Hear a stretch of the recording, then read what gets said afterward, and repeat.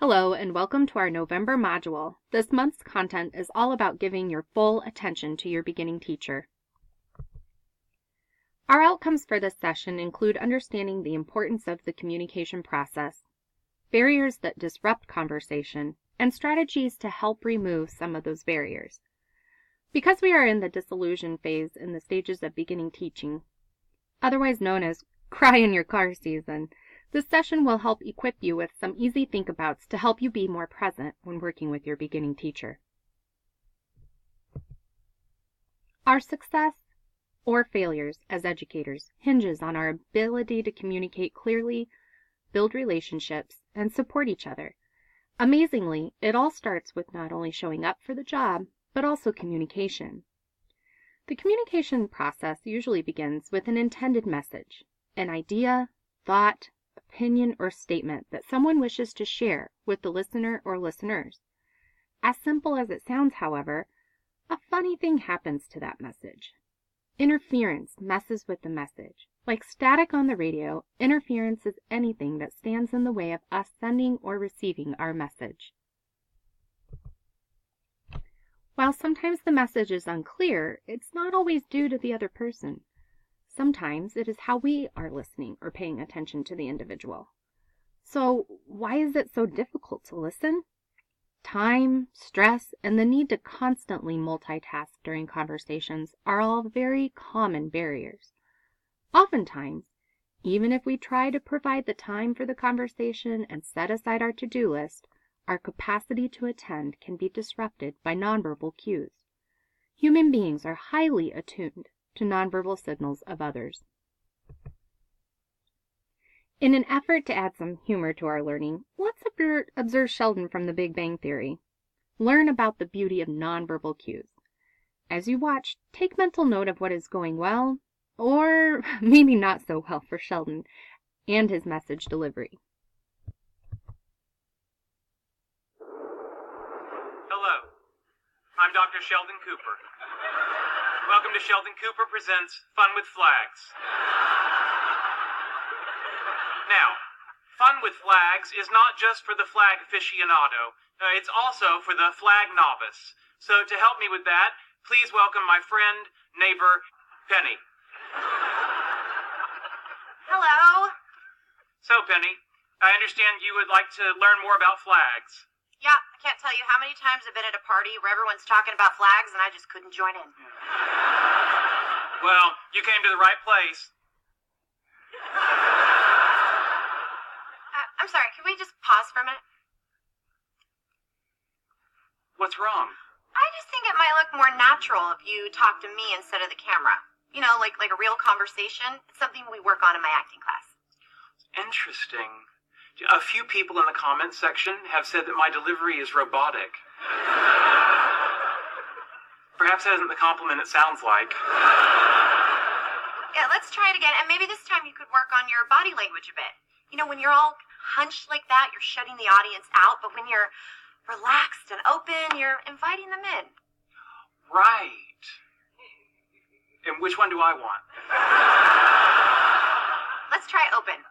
Our friend the Flags taught me anything is to go where the wind takes you, as long as you remain firmly attached to a rigid pole. And action.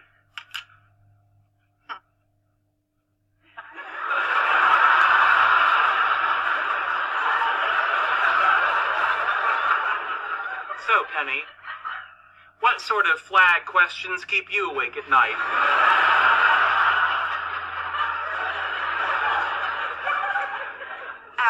Well, I'm from Nebraska, so what can you tell me about the state flag? Gosh, Penny. What'd you have for breakfast? A big glass of good question juice? The Nebraska state flag is simple. Hilarious, right? Can you imagine how Penny was feeling? Sheldon's viewers probably had a lot of questions going through their heads as well. In all seriousness, though, it does get one thinking about all of the little quirks that disrupt communication.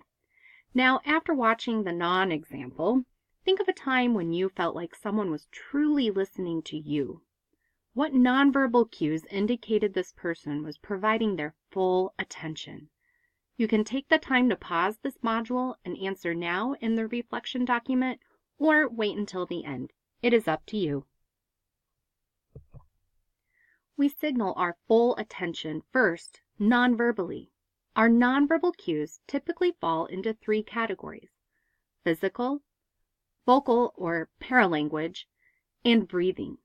When all 3 are aligned, one signals they are paying attention to the speaker. Sometimes, though, the stars do not always align in our favor. Oftentimes, especially this time of year, our mentees bring stress or their own issues to the table, requiring you as a mentor to realign or adjust yourself to be able to show you empathize with your mentee. When you sense this stress, be intentional with slowing down not only the conversation, but also your breathing. This can help you remain present and slow down some of the panic your beginning teacher might be feeling. Since we landed on the subject of empathetic listening, let's explore this concept a little further. The goal of empathy, or what Stephen Covey refers to as empathetic listening, is to silence ourselves and attend to others. While this may seem simple, it is actually really hard, especially when we might be experiencing some disillusion ourselves. To really listen or attend fully to another person, a large body of research suggests we work towards tabling personal agendas and developing our own inner silence. When in need of more information, let the person know they are being heard by paraphrasing or clarifying for understanding. In addition, keep in mind the power of how one paraphrases questions during these tougher conversations. Be aware of what Bruce Wellman calls eye listening. Eye listening can interfere with the beginning educator's perceptions and concerns, while personal referencing often leads to judgmental responses. Personal curiosity can be helpful when building a relationship, but it takes the attention away from the beginning educator. And finally, even before a problem is fully framed and mutually understood, personal certainty often leads to advice which can cause too much reliance on the mentor on down the road if self-efficacy is not instilled. Thank you so much for tuning in today. While we are all facing the trials and tribulations with this time of year, remember, a break will soon be here. In closing, please provide some of the ways attending fully might enhance your conversations in the Google Doc reflection. We hope you have a wonderful fall and winter break.